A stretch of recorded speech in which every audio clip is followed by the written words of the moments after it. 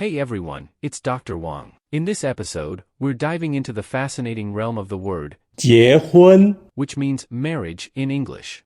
Let's kick things off by taking a closer look at the character. 结 Is a combination of 密 and 集密 is a radical related to threads, giving us a hint about its connection to ropes or strings. On the right, 集 provides the pronunciation but has shifted considerably from its original sound over time. This evolution in pronunciation is a common feature in the development of written language, and there's no clear right or wrong here. The Chinese character 集 means very good. In its original form, it was a combination of an upward arrow and a mouth. According to linguists, the upward arrow represents a warrior holding a weapon. This arrow later evolved into the character 士 which means soldier. The cross above the shi character is a reinforcement patch on a warrior's robe. The horizontal bar below the cross represents territory. This cross patch reminds me of the Crusaders of the Middle Ages. So, we can use the image of a crusader standing on a large piece of land to help us remember the character 士 When soldiers stand on their territory to defend their homeland, people can proudly boast that their territory is secure. This is a very good thing, so it's 集 the visual representation of 结 closely relates to its meaning, depicting intertwined threads or ropes. This primary definition extended to signify intersections, unity, and collaboration along the thread's path. When ropes are woven from loose or open structures into a tied structure, we use the term knot to describe this, as seen in terms like necktie or bow tie. Additionally, 结 took on the meaning of completion or finalization. When applied to plants, it indicates bearing fruit. So, when applied to human relationships, it signifies a mutual agreement between a man and a woman, creating a bond known as marriage.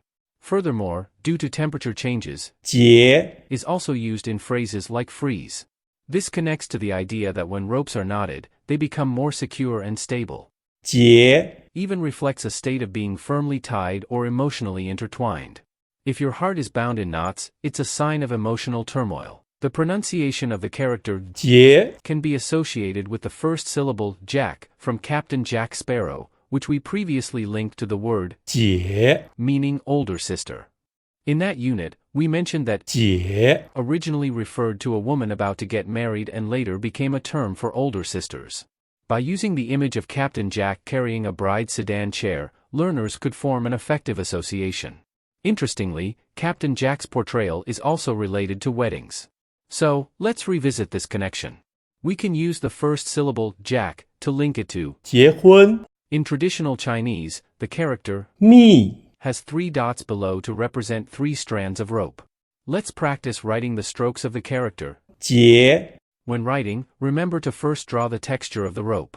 Below, draw 3 dots to represent 3 strands of rope. Then, draw a crusader standing on the ground on the right. Below, draw a mouth. This is how people can proudly boast about enjoying such a good situation. By using these associations to write characters, you don't need to memorize them. 结结结结结结结结结结结结 The simplified character for 结 merges the 3 dots that represent the 3 strands of rope密 into a single stroke that goes from left to right and up. This is a common rule used in simplified characters. Now, let's practice the simplified character for 结结结结结结结结结结 Now, let's explore the character. 婚 It consists of the 女 radical, which we've previously discussed, symbolizing a woman. The character on the right is 婚 portraying the sun below a person, clearly depicting dusk or twilight. The additional 士 character from Oracle Bone script indicates a person carrying something.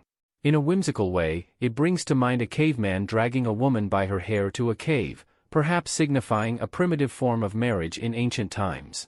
These creative associations help us remember the character's visual and semantic elements. As for the character, 婚 we recommend associating it with the word jiéhūn. While "hoon" has a negative connotation, referring to someone who doesn't follow traffic rules and creates traffic crises, its pronunciation is quite similar to 昏 We can use a negative concept to reinforce the idea.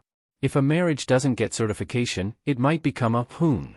By using an image of Captain Jack Sparrow engaging in some reckless "hooning" as a mnemonic, you can connect jiéhūn with the pronunciation of 结婚 This intermediary approach can help you remember the pronunciation of 结婚 effectively. When writing, 婚 start with 女 to represent the woman being dragged, then draw the male figure, struggling under the weight of his bride. The horizontal line in 是 can symbolize the hefty female form. Finish with the re character under the man's feet to denote twilight. In this manner, we tell a story while writing the character. 婚婚婚婚婚婚婚婚婚婚婚 Now, isn't learning Chinese characters more fun with these imaginative connections? So, there you have it, the intricate world of 结婚 where threads, unity, and the union of man and woman create the beautiful concept of marriage.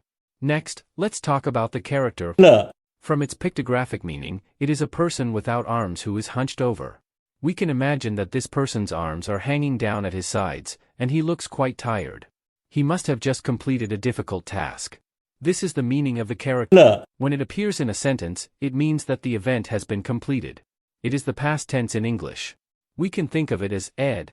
When we see it, it means that it is past tense, it has been completed. For example, the sentence 结婚了 means that the action of getting married has been completed. Now, let's practice writing this character. First, draw the stroke on top that represents the head. Then, draw the second stroke, which is hunched over. Add a small hook at the end to increase the aesthetic appeal. 了了 To help you remember 结婚了 easily, we can use the English words Jack, Hoon, and Lo to make sentences. Jack represents 结 Hoon relates to 婚 and Lo connects. 了 Here is the sentence. Jack, the lowlife Hoon, terrorized the neighborhood. This sentence describes a person named Jack who is a reckless and dangerous driver. He is known for driving at high speeds, doing burnouts, and other reckless behaviors. This makes him a danger to himself and others in the neighborhood. However, this sentence does not show the order of 结婚了 so we make another sentence that includes the words Jack, Hoon, and Lo at one sentence and keeps the order, Jack hooned Lo through the neighborhood. This sentence is more concise than the previous one, but it still conveys the same meaning.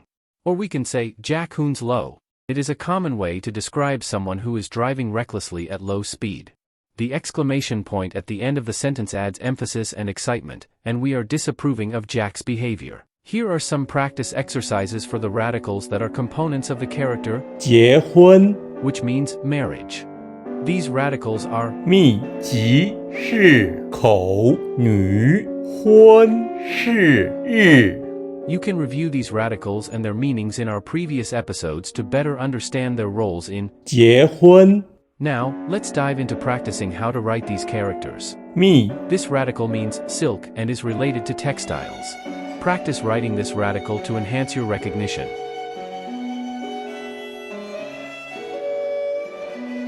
吉 The radical 吉 represents auspiciousness or good luck. Try to create words or phrases with this radical. 是 The 是 radical signifies scholar or gentleman. Practice writing characters that contain this radical. 口 The 口 radical refers to mouth or speech. Experiment with characters that feature this radical. 女 The 女 radical denotes woman or female. Write characters containing this radical to reinforce your understanding. 昏 The 昏 radical means dusk or darkness. Explore characters using this radical to solidify your knowledge.